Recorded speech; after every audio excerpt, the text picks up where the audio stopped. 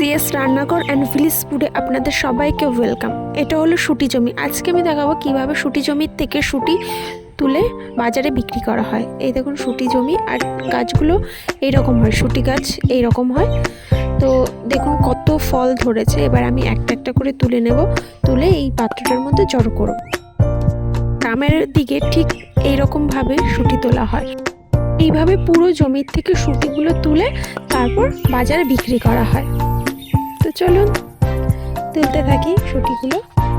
অনেকক্ষণ সময় লাগে, দেখুন অনেকক্ষণ ধরে তোলার পর বড় কোনো একটা জায়গায় রেখে দিচ্ছি। দেখুন সব শুটি যখন জমির থেকে তোলা হয়ে যাবে, তারপর এই শুটিগুলো আমরা বাড়িতে নিয়ে যাব।